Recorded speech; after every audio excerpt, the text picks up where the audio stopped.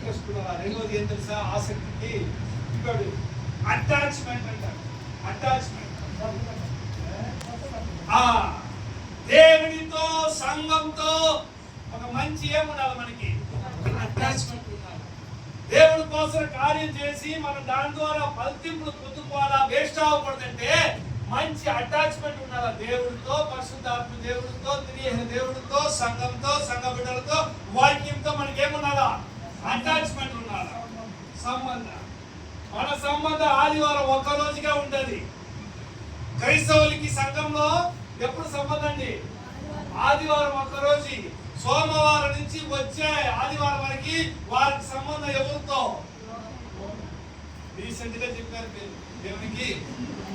దేవునికి స్తోత్రం. హల్లెలూయా. ఆదివారం వచ్చినప్పుడు సంబంధం యేసయ్యతో.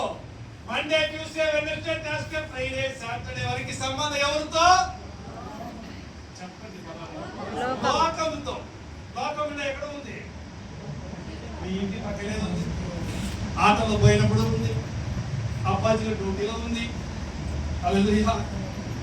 దానితో సంబంధం, అటాచ్మెంట్ ఎక్కడ ఎక్కువ చెప్తారు. వాడు ఎప్పుడు వాళ్ళ అత్తగారితోనే ఉంటారు, వాళ్ళ అమ్మతోనే ఉంటారు అంటారు కదా.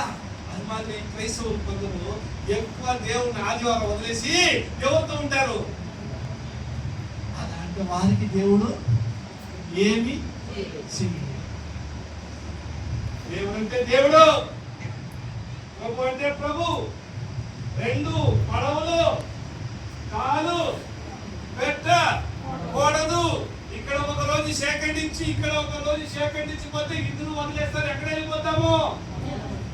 చాలా మంది అట్లా ఉన్నారు.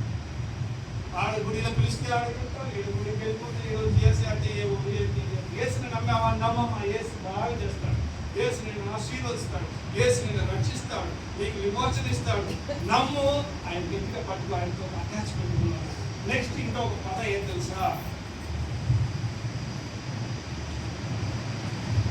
Eagerness and commitment. Eagerness and commitment. Commitment అంట. ఒకళ్ళు నిబంధన చేసుకుంటే మన నిబంధన ఏం చేయాలా? వదలకూడదు. క్రైస్తవులుగా సంఘంలో దేవుడితో కొద్ది నిబంధనలు మీరు చేసుకున్నట్టు వస్తుంటే దాన్ని ఏం చేయాలా?